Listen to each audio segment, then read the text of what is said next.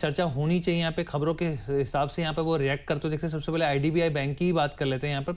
अब देखिए हुआ क्या है यहाँ पे, आप अगर याद हो फ्राइडे को भी तो स्टॉक 7% टूट गया था यहाँ पे, और अब देखिए करीब 15% की गिरावट देखने को मिल रही है। दरअसल सरकार ने जो है बैंक की जो रणनीतिक विनिवेश की जो योजना थी उसको रद्द कर दिया है यहाँ पे, उसी का इम्पैक्ट देखने को मिला है। और क्यों उसको रद्द किया गया है, दरअसल जो विनिवेश के नियम थे उसके तहत जो रिजर्व प्राइस था उसका जो भाव है उस भाव से कम बोली आई, और इसी वजह से यहाँ पर जो है वो ये एक्शन देखने को मिल रहा है, जिसकी वजह से यहाँ पे स्टॉक जो है वो टूटता हुआ दिख रहा है यहाँ पर।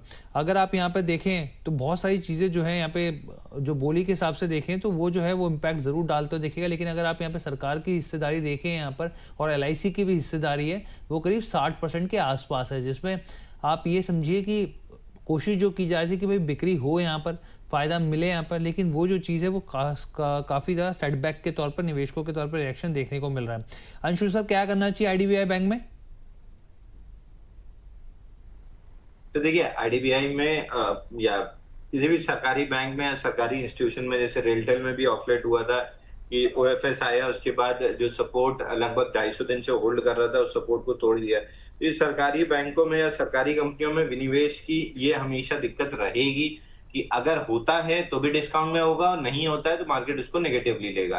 आईडीबीआई में 721 हफ्ते का जो बेस ब्रेकआउट था 105 पे, दो बार 117 116 तक का हाई लगा और उसके बाद से कंटिन्यूअस सेलिंग है।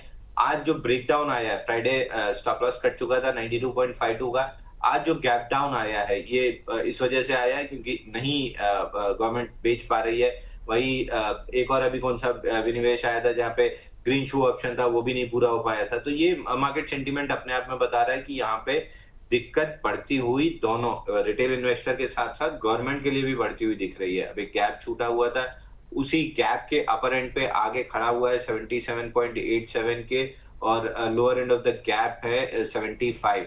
ये गैप अगर यहाँ पे कोई भी 7-8 हफ्ते का बेस बनता है तो वापस से गैप फिल करने के लिए ऊपर जा सकता है, और अगर यहाँ पे गैप पंक्चर होने के बाद कोई भी बाउंस बैक नहीं बनता है तब मोस्ट लाइकली 64.51 तक लॉन्ग लिक्विडेशन आ सकती है।